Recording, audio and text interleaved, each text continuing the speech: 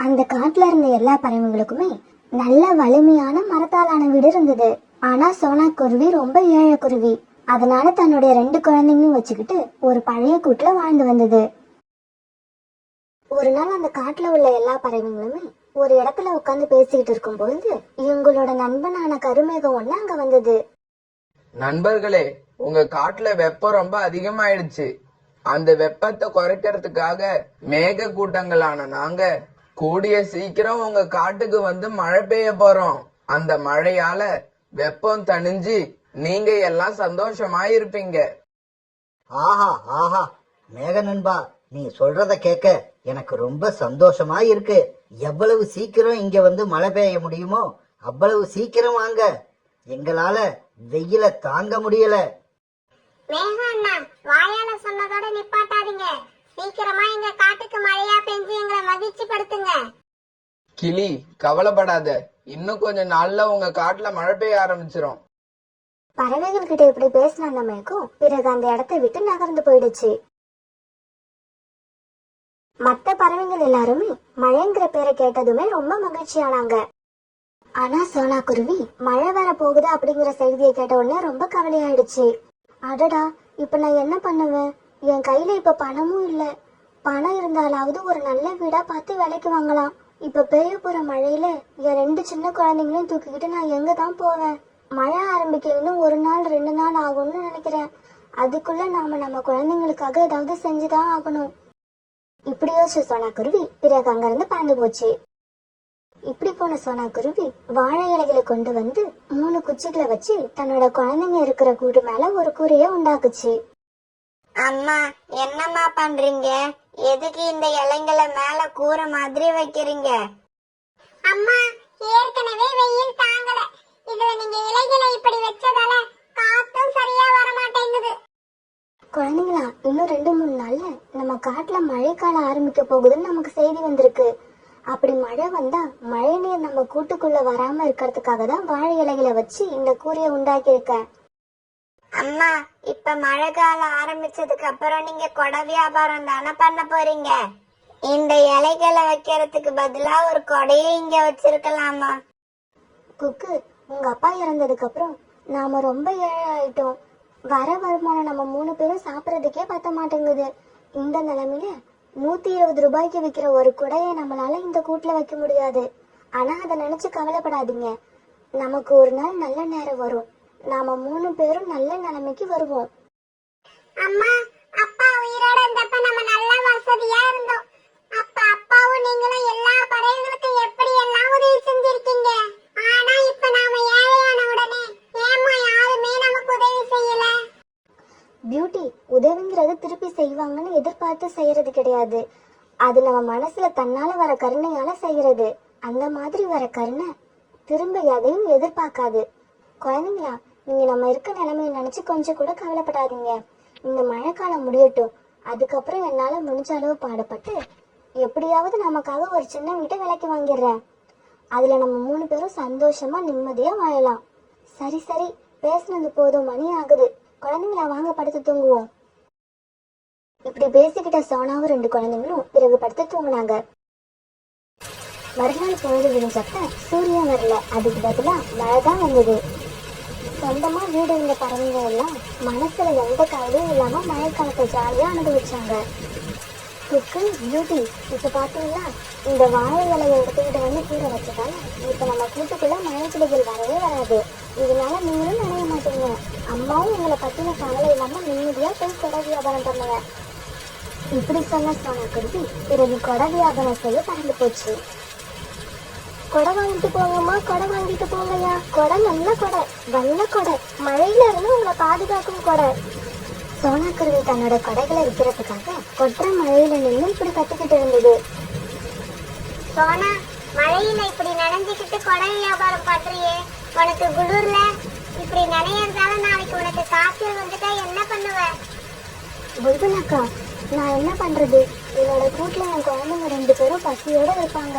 நான் இப்ப இந்த மழையில நனையனா அவங்க 2 பேருக்கும் சாப்பாடு கிடைக்காது. சரி சோனா, நல்ல கொடையா எனக்கு ஒரு கொடை கொடு. ஏற்கனவே எங்க வீட்டுல கொடை இருக்கு. இருந்தாலும் இந்த கொடையை நான் உனக்காக தான் வாங்குறேன். இப்படி சொன்ன பிறகு கொடைக்கான காசு கொடுத்துட்டு கொடையை வாங்கிட்டு பறந்து போச்சு. ஆனா இதே சமயத்துல காத்து கொஞ்சம் அதிகமா வீச ஆரம்பிச்சது. இப்படி வீச ஆரம்பிச்ச காத்தால லேசா ஆடிக்கிட்டு இருந்த சோனா குருவியோட கூடு கொஞ்ச நேரம் போனதும் மரத்துல இருந்து கீழே விழுந்துருச்சு. இதனால அந்த கூட்டுல இருந்த குழந்தைங்களுக்கும் அடிபட்டு அவங்க 2 பேரும் கீழே விழுந்ததால மயக்கம் ஆயிட்டாங்க. ஆனா அவங்களோட காயத்துல இருந்து ரத்தம் வந்துகிட்டே இருந்தது. பிறகு கொஞ்ச நேரம் கழிச்சு குக்குவும் பியூட்டியும் மயக்க தெளிஞ்சு எழுந்தாங்க. ஆனா அப்பவும் அவங்க காயத்துல இருந்து வர ரத்தம் நிக்கல. இவங்க இப்படி கீழே வந்து பிறந்தப்ப அந்த வழியில நிறைய பறவைகள் பறந்து போயிட்டு தான் இருந்தாங்க. ஆனா யாருமே இவங்களை கண்டுக்கல. இப்படி வந்த ஜம்ஜம் பறவை குக்குவையும் பியூட்டியும் பார்த்துட்டு உடனே அவங்க கிட்ட போச்சு. குக்கு, பியூட்டி, நீங்க 2 பேரும் எப்படி இங்க விழுந்தீங்க? உங்க 2 பேர் உடம்புலயும் நிறைய அடிபட்டு வேற இருக்கு. பிறகு பியூட்டி நடந்த எல்லாத்தையும் ஜம்ஜம் பறவை கிட்ட விளக்கமா சொல்லுச்சு. இந்த காட்டுல உள்ள பறவைகள் எவ்வளவு நன்றி கெட்ட பறவைகள்னு நான் இன்னைக்கு தான் தெரிஞ்சுக்கிட்டேன். உங்க அம்மா சோனா குருவி கிட்ட உதவி கேட்காத பறவைகளே இந்த காட்டுல கிடையாது. சோனா குருவி அந்த அளவுக்கு எல்லாருக்கும் உதவி பண்ணியிருக்கு. ஆனா இன்னைக்கு சோனா குருவியோட நிலைமை ரொம்பவும் கஷ்டத்துல இருக்கிறப்ப எந்த பறவையுமே சோனா குருவிக்கோ இல்ல உங்களுக்கோ உதவி செய்ய முன்வரல. இதையெல்லாம் நினைக்கிறப்ப எனக்கு ரொம்ப வேதனையா இருக்கு. குழந்தைகளா, நீங்க கவலைப்படாதீங்க. இந்த பறவைகள் மாதிரி எனக்கு ஒன்றும் இரும்பு இதயம் கிடையாது. நீங்க என் வீட்டுக்கு வாங்க, நான் உங்களை அழைச்சிக்கிட்டு போறேன். இப்படி சொன்ன ஜம்ஜம் பறவை குக்குவையும் பியூட்டியும் தன்னோட தோல்ல உட்கார வச்சுக்கிட்டு தன்னோட வீட்டுக்கு பறந்து போச்சு. ஜம்ஜம் பறவை இப்படி குக்குவையும் பியூட்டியையும் தூக்கிட்டு போறத அந்த காட்டுல உள்ள எல்லா பறவைகளுமே பார்த்தாங்க.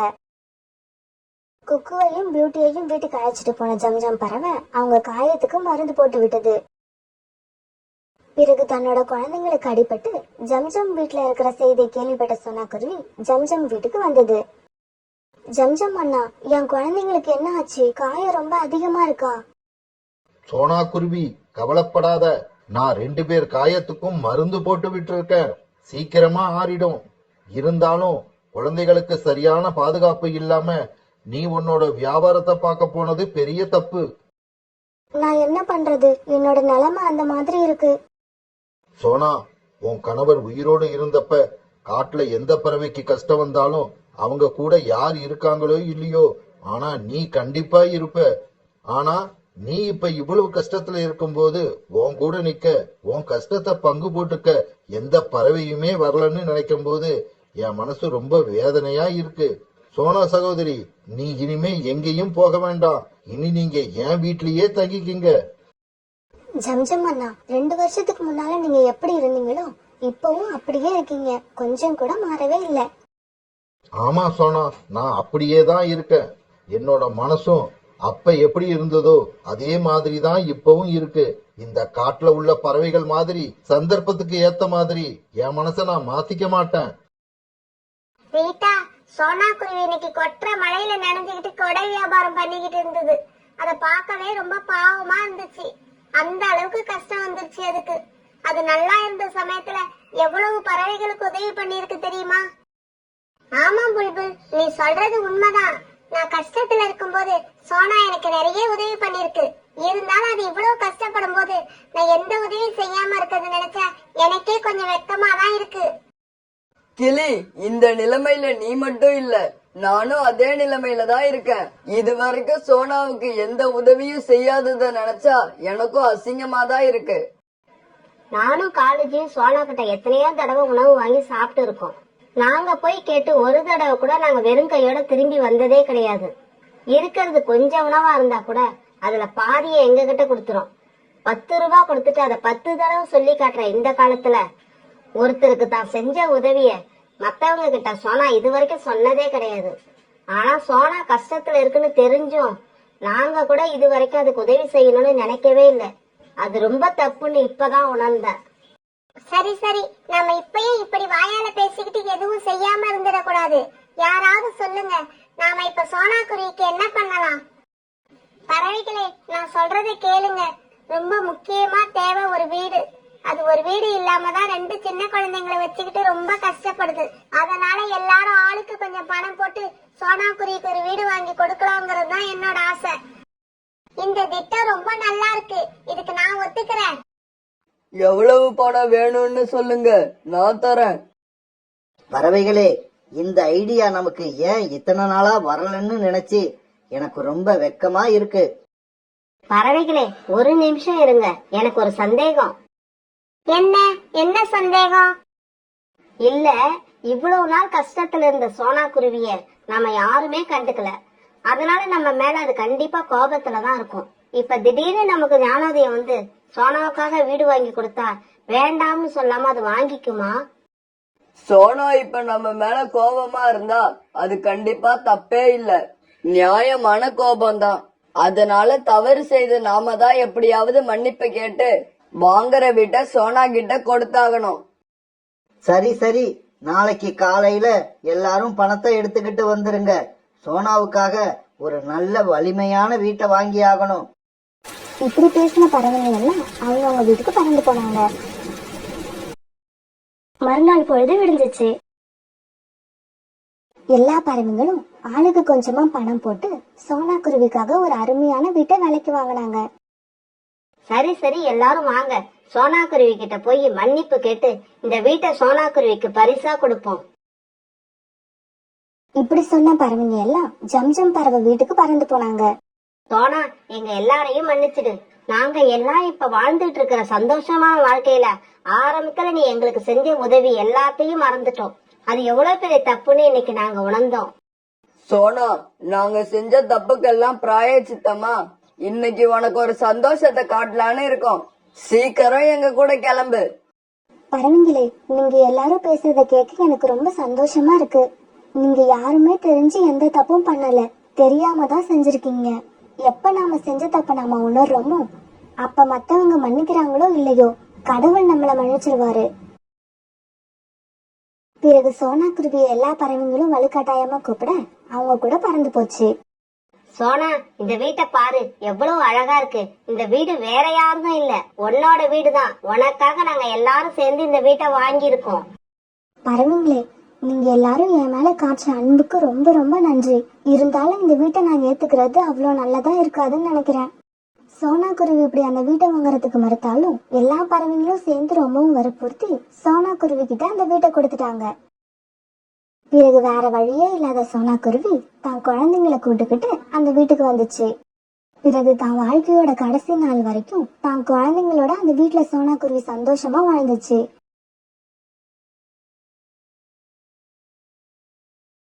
அந்த காட்டோட கிளைமேட் கொஞ்சம் கொஞ்சமா மாற ஆரம்பிச்சது. வெயில் காலம் முடிய போற நேரம் அது. மழைக்காலம் எப்ப வேணாலும் ஆரம்பிக்கலாம். அதனால சில பறவைகள் தங்களுடைய வீட்டை ரிப்பேர் பார்த்து சரி செஞ்சுக்கிட்டு இருந்தாங்க. சில பறவைகள் ரொம்ப மோசமா இருந்த தங்களுடைய வீட்டை இடிச்சிட்டு புதுசா வீடு கட்டிக்கிட்டு இருந்தாங்க. கோரி, உனக்கும் வீடு கட்ட தெரியாது, எனக்கும் வீடு கட்ட தெரியாது. பிறகு எதுக்கு இவ்வளவு மரக்கட்டைகளை சேகரிச்சு வச்சிருக்க? காலேஜி, உங்க எல்லா கேள்விகளுக்கும் நான் பதில் சொல்றேன். முதல்ல வாங்க, இந்த இடத்தை விட்டு கிளம்பி நாம நம்மளோட வீட்டுக்கு போவோம். என்னது, நாம சேகரித்த மரக்கட்டைகளை இங்கேயே போட்டுட்டு நம்ம வீட்டுக்கு கிளம்பணுமா? அப்படி நம்ம வீட்டுக்கு கிளம்பிட்டோம்னா இங்க உள்ள இந்த மரக்கட்டைகளை யாராவது எடுத்துக்கிட்டு போயிட மாட்டாங்க? காலுச்சி, இந்த மரக்கட்டைகளை இந்த இடத்துல நான் சேகரிச்சு வைக்க சொன்னதே யாராவது இந்த மரக்கட்டைகளை தூக்கிக்கிட்டு போகணுங்கிறதுக்காக தான். கோரி, நீ இது வரைக்கும் உன்னோட வாழ்க்கையில யாருக்கும் தெரிஞ்சும் தெரியாம கூட உதவி பண்ணுனதே கிடையாது. அப்புறம் எப்படி இப்ப தெரிஞ்சே உதவி பண்ண போற? காலுஜி, இந்த கோரி செய்ய போறது உதவியா உபத்திரவமா அதுக்குள்ள முடிவு பண்ணிடாதீங்க. முதல்ல வீட்டுக்கு கிளம்புங்க. எல்லாத்தையும் விவரமா அங்க வந்து சொல்றேன். வேற எதுவும் கேள்வி கேட்டுக்கிட்டு இருக்காம சீக்கிரமா கிளம்புங்க. இருட்ட வேற ஆரம்பிச்சிடுச்சு. பிறகு காலுக்காகவும் கோரிக்காகவும் அந்த இடத்தை விட்டு கிளம்பி தங்களோட வீட்டுக்கு போனாங்க. வீட்டுக்கு போன உடனேதான் எதுக்காக மரக்கட்டைகளை சேர்த்து நதிக்கரை ஓரமா வைக்க சொன்னேன்னு கோரிக்காகம் காலுக்காகத்துக்கிட்ட விவரமா எடுத்து சொல்லுச்சு. கோரி, நீ இதுவரைக்கும் போட்ட பிளான் எல்லாத்தையும் விட இந்த பிளான் தான் பக்காவான மாஸ்டர் பிளான். மணி ஆயிடுச்சு காலேஜி, சீக்கிரம் படுத்து தூங்குவோம். அப்பதான் காலையில நதிக்கரைக்கு போய் நம்மளோட கட்டைகளை யார் எடுத்துக்கிட்டு போனாங்கன்னு பார்க்க முடியும். இப்படி பேசிக்கிட்ட காலுக்காகவும் கோரிக்காகவும் பிறகு படுத்து தூங்குனாங்க. மறுநாள் பொழுது விடிஞ்சிச்சு. பியூட்டி, சீக்கிரம் கிளம்பு. நம்ம போய் வீடு கட்ட தேவையான காஞ்ச மரக்கட்டைகளை தேடி கொண்டு வருவோம். மழைக்காலம் ஆரம்பிக்கிறதுக்கு முன்னாடி நம்ம வீடு கட்டி முடிக்கணும். இல்லைன்னா நம்ம பெரிய கஷ்டத்துல மாட்டிப்போம். அம்மா, இந்த தடவை வீடு கட்டும் போது எப்படி வீடு கட்டுறதுன்னு எனக்கும் கத்து கொடுப்பீங்கல்ல? ஆமாம் பியூட்டி, கண்டிப்பா கத்து கொடுப்பேன். இப்ப நீ பெரியவளா ஆயிட்ட. இப்படி பேசிக்கிட்ட பியூட்டியும் சோனா குருவியும் காஞ்ச மரக்கட்டைகளை தேடி காட்டுக்குள்ள பறந்து போனாங்க. இப்படி போன இவங்க ஒரு நதிக்கரையில உட்கார்ந்தாங்க. பியூட்டி, காஞ்ச புற்கள் எங்க இருக்குன்னு நான் போய் பாக்குறேன். அந்த சமயத்துல நீ நல்ல காஞ்ச வலிமையான மரக்கட்டைகள் எங்க இருக்குன்னு பாரு. தன்னோட அம்மா சொன்ன மாதிரியே நல்ல வலிமையான காஞ்ச மரக்கட்டைகள் எங்க இருக்குன்னு பாத்துக்கிட்டே வந்த பியூட்டிக்கு நதி ஓரத்துல ஒரு இடத்துல நிறைய மரக்கட்டைகள் இருக்கிறத பார்த்தது. அத பார்த்த உடனே பியூட்டிக்கு ரொம்ப சந்தோஷமாயிடுச்சு. உடனே தன்னோட அம்மாவுக்கு குரல் கொடுத்தது. அம்மா அம்மா, இங்க வந்து பாருங்க, நல்ல காஞ்ச வலிமையான மரக்கட்டைகள் இந்த இடத்துல நிறைய இருக்கு. பியூட்டியோட குரலை கேட்ட சோனா குருவியும் பிறகு அந்த இடத்துக்கு பறந்து போச்சு. பியூட்டி, இந்த மரக்கட்டைகள் எல்லாமே ஒரே சைஸா வெட்டி கரெக்டா கட்டி இருக்கு. இத பார்க்கும்போது இந்த மரக்கட்டைகளை யாரும் எடுத்துக்கிட்டு போறதுக்காக வெட்டி கட்டி வச்ச மாதிரி தெரியுது. ஆனா எந்த காரணத்தினாலும் தெரியல, இங்கேயே விட்டுட்டு போயிட்டாங்க. எது எப்படியோ கண்டிப்பா இந்த கட்டைகள் அவங்களுக்கு தேவையில்லை. அதனாலதான் இதை இங்கேயே விட்டுட்டு போயிட்டாங்க. ஆனா இந்த கட்டைகள் இப்ப நமக்கு தேவைப்படுறதுனால நம்ம இதை எடுத்துட்டு போவோம். தன்னோட மக பியூட்டி கிட்ட இப்படி சொன்ன சோனா குருவி அந்த மரக்கட்டைகளை எடுத்துட்டு வீடு கடை கிளம்பி போச்சு. இப்படி எடுத்துக்கிட்டு போன மரக்கட்டைகளை வச்சு சோனா குருவியும் அது பொண்ணு பியூட்டியும் வீட்டை கட்ட ஆரம்பிச்சாங்க. பியூட்டி, எப்பவுமே வீடு கட்டுறப்ப 4 மூலையிலும் செங்குத்தா வைக்கிற இடங்களிலும் நல்ல மொத்தமான வலிமையான மரக்கட்டைகளை வைக்கணும். சிறிய மரக்கட்டைகளை படுக்க வாட்டத்திலேயே வச்சுதான் வீடு கட்டணும். அம்மா, அந்த காஞ்ச புல்லை எடுத்துக்கிட்டு வந்தீங்களே, அது எதுக்காக? பியூட்டி, வீட்டை கட்டி முடிச்சிட்டு வீட்டு கூரை மேல இந்த புல்லை விரிச்சு வச்சாதான் வெயிலோட சூடு நமக்கு தெரியாம வீடு எப்பவுமே குளுமையா இருக்கும். இந்த மாதிரி பேசிக்கிட்டே சோனா குருவியும் பியூட்டியும் இப்ப கிட்டத்தட்ட பாதி வீட்டை கட்டி முடிச்சிட்டாங்க. காலையில லேட்டா கண் வச்ச கோரிக்காகவும் அப்பவும் தூங்கிட்டு இருந்த காலுக்காகத்தை வேக வேகமா எழுப்புச்சு. காலுஜி, என்ன இவ்வளவு நேரம் தூங்கிக்கிட்டு இருக்கீங்க? அங்க நதிக்கரையில நம்ம போட்டு வச்சிருக்க மரக்கட்டைகளை யார் எடுத்துக்கிட்டு போறாங்கன்னு பாக்கணும். சீக்கிரம் எந்திரிங்க, எந்திரிச்சு வாங்க. கோரியோட இந்த சத்தத்தை கேட்டதும் காலுக்காக வேகமா எந்திரிச்சிச்சு. பிறகு காலுக்காகவும் கோரிக்காகவும் வேக வேகமா பறந்து மரக்கட்டைகள் இருக்கிற நதி பக்கம் போனாங்க. இப்படி நதிக்கரைக்கு போன இவங்க தாங்க வச்ச இடத்துல அந்த மரக்கட்டைகள் இல்லைன்னு தெரிஞ்ச உடனே ரொம்ப அதிர்ச்சி ஆனாங்க. ஐயோ காலுஜி, மரக்கட்டைகளை நாம வச்ச இடத்துல காணோம். நம்மளோட பிளான் எல்லாம் சொதப்பல் ஆயிடுச்சு. இப்ப நாம என்ன பண்றது? மரக்கட்டைகளை யார் எடுத்துக்கிட்டு போனாங்கன்னே தெரியலையே. கோரி, கொஞ்ச நேரம் பொறுமையா இரு, பதட்டப்படாத. எப்படி இருந்தாலும் இங்க இருந்து மரக்கட்டைகளை எடுத்துக்கிட்டு போன பறவைகள் இன்னைக்குதான் வீடு கட்ட ஆரம்பிக்கணும். நாம 2 பேரும் காட்ட ஒரு ரவுண்டு வந்தோம்னா யார் யார் வீடு கட்டிக்கிட்டு இருக்காங்கன்னு தெரிஞ்சிடும். பிறகு நம்மளோட கட்டைகளை யார் எடுத்துக்கிட்டு போனான்னு ஈஸியா கண்டுபிடிச்சிடலாம். பிறகு அப்படியே காட்டுக்குள்ள பறந்து வந்த காலுக்காகவும் கோரிக்காகவும் புதுசா கட்டின வீட்டு வாசல்ல உட்கார்ந்து அந்த புறா கிட்ட போனாங்க. புறா, இந்த வீடு கட்ட உனக்கு மரக்கட்டைகள் ஏது? நாங்க நதிக்கரைகளை வெட்டி வச்சிருந்த மரக்கட்டைகளை காணோம். நீ அங்க இருந்து மரக்கட்டைகளை எடுத்துட்டு வந்துதான் இந்த வீட்டை கட்டினியா? கோரி, நான் இந்த வீட்டை கட்டி 2 நாள் ஆகுது. உங்க மரக்கட்டைகளை இன்னைக்கு நான் எடுத்துக்கிட்டு வந்து என்ன பண்ண போறேன்? புறா, நீ எடுத்திருக்க சான்ஸ் இல்ல, அத நானும் ஒத்துக்கிறேன். இருந்தாலும் உனக்கு தெரிஞ்சு வேற யாராவது எடுத்திருப்பாங்கன்னு சொல்ல முடியுமா? எனக்கு தெரிஞ்சு இங்க பக்கத்துல யாரும் எடுக்கிறதுக்கு சான்ஸ் இல்ல. இருந்தாலும் சோனா குருவி இன்னைக்குதான் வீடு கட்ட ஆரம்பிக்குது. மரக்கட்டைகளை சேகரிக்க இன்னைக்கு காலையில தான் காட்டுக்குள்ள போச்சுன்னு நினைக்கிறேன். வேணும்னா சோனா குருவி கிட்ட போய் கேட்டு பாருங்க. புறா இப்படி சொல்ல பிறகு கோரிக்காகவும் காலுக்காகவும் நேரா பறந்து சோனா குருவி கிட்ட வந்தாங்க. காகங்கள் அங்க வந்து சேர்ந்தப்ப சோனா குருவியும் பியூட்டியும் தங்களோட வீட்டை முழுசா கட்டி முடிச்சிருந்தாங்க. கோரி, நம்மளோட மரக்கட்டைகள் இதேதான். இங்கதான் இருக்கு நம்மளோட மரக்கட்டைகள், வேற எங்கேயும் போகல. நாம கஷ்டப்பட்டு வெட்டி வச்ச மரக்கட்டைகள் எல்லாத்தையும் சோனாதான் இங்க எடுத்துக்கிட்டு வந்திருக்கு. நான் வெட்டி வச்ச மரக்கட்டைகளை எனக்கு நல்லா அடையாளம் தெரியும். காலனா, எந்த மரக்கட்டைகளை பத்தி நீங்க இப்ப பேசிக்கிட்டு இருக்கீங்க? சோனா, ஒண்ணுமே தெரியாத மாதிரி நடிக்காத. இந்த வீட்டை கட்டுறதுக்கு உனக்கு மரக்கட்டைகள் ஏது? நதியோரத்துல நாங்க வெட்டி வச்சிருந்த மரக்கட்டையில தானே எடுத்துட்டு வந்த. ஓ, விஷயம் அப்படியா கோரியக்கா? இன்னைக்கு காலையில நானும் பியூட்டியும் மரக்கட்டைகளை சேகரிக்கிறதுக்காக காட்டுக்குள்ள போனோம். அப்ப நதி ஓரத்துல மரக்கட்டைகளை வெட்டி யாரோ கட்டி வச்சிருக்கிறத பார்த்தோம். சரி, யாரோ தேவைப்படாத மரக்கட்டைகளை இங்க விட்டுட்டு போயிட்டாங்கன்னு நினைச்சு நாங்க தான் இந்த மரக்கட்டைகளை எடுத்துட்டு வந்து இந்த வீட்டை கட்டணும். சரி சரி, இப்ப தெரிஞ்சிடுச்சுல்ல அந்த மரக்கட்டைகள் யாருதுன்னு. அப்புறம் ஏன் இன்னும் இங்க நின்னுகிட்டு இருக்கீங்க? அம்மாவும் பொண்ணும் இடத்த விட்டு கிளம்புங்க. இந்த வீடு இனிமே எங்களோடது. கோரியக்கா, இந்த மரக்கட்டைகள் உங்களுதா இருந்தாலும் இந்த வீட்டை கட்ட நானும் பியூட்டியும் ரொம்ப கஷ்டப்பட்டு இருக்கோம். அதனால இந்த வீட்டை மட்டும் கேட்காதீங்க.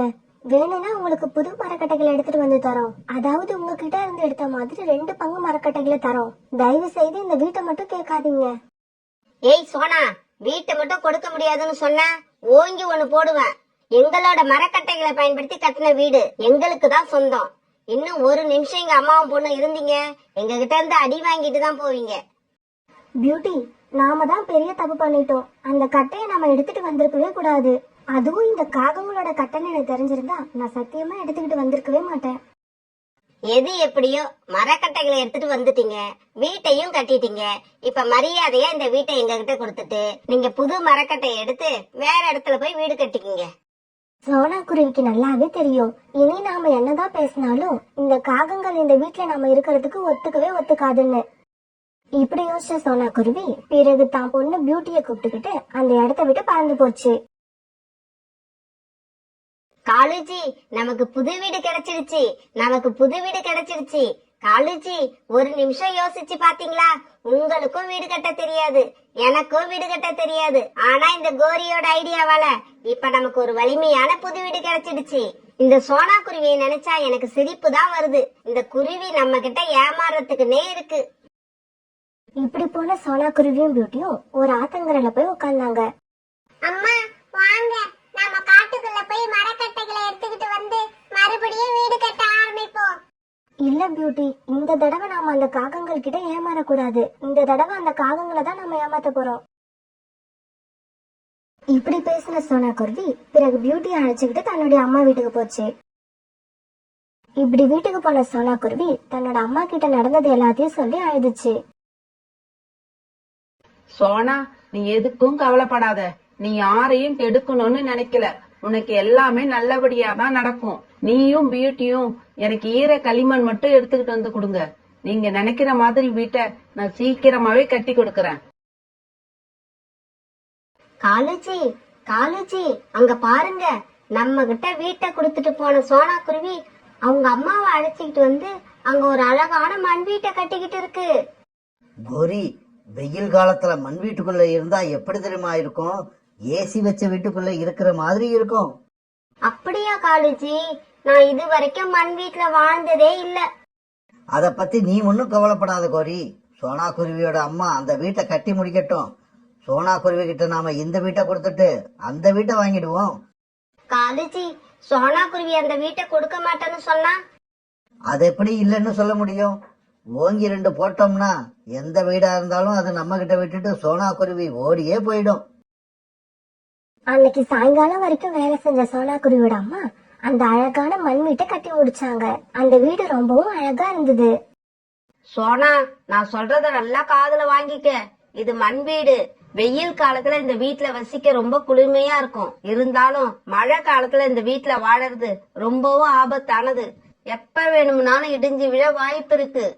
அம்மா, எனக்கு இந்த விஷயம் ஏற்கனவே தெரியும். தெரிஞ்சதால் தான் இந்த மண் வீட்டை நான் கட்டவே சொன்னேன். கொஞ்ச நேரம் கழிச்சு சோனா குருவியோட அம்மா தன்னோட வீட்டுக்கு பறந்து போனாங்க.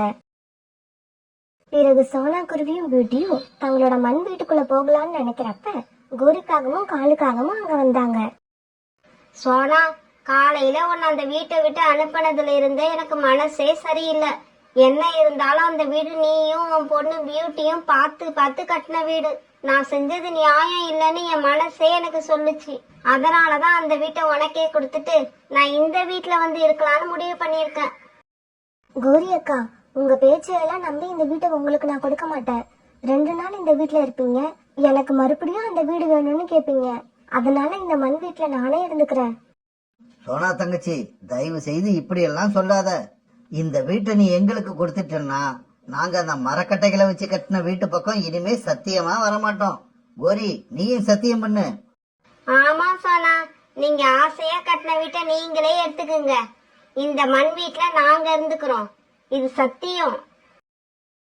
கோரியும் காலும் இப்படி போட்டி போட்டுக்கிட்டு சத்தியம் பண்ண உடனே சோனா குருவியும் பியூட்டியும் ரொம்ப சந்தோஷமா தங்களோட மரக்கட்டைகளான வீட்டுக்கு போனாங்க. அங்க போய் ரொம்ப மகிழ்ச்சியா வாழ்ந்தாங்க. இப்படியே சில நாட்கள் நகர்ந்துச்சு. ஒரு நாள் கருமேகங்கள் எல்லாம் ஒன்னா திரண்டு வந்து பெரிய ஆரம்பிச்சது. பிறகு கொஞ்ச நேரத்துல மழையும் பெஞ்சது. காலுஜி, நாம இத்தனை நாள் இந்த மண் வீட்ல வெயில்ல இருந்து தான் பாத்திருக்கோம். இன்னைக்குதான் முதல்ல மழையில இருந்து பார்க்க போறோம்.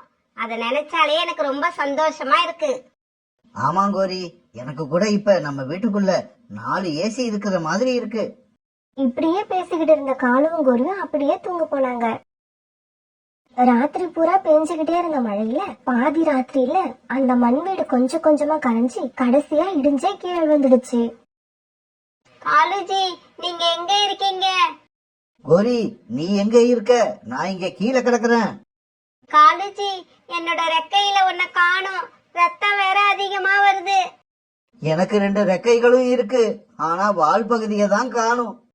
காலுஜி, சோனா குருவியை ஏமாத்தி வீட்டை வாங்கினதுக்கான தண்டனை இதுதான்னு நினைக்கிறேன். ஆமா கோரி, ஆமா. அதனாலதான் உனக்கு 1 ரெக்கையும் எனக்கு வாலும் இல்லாம போயிடுச்சு.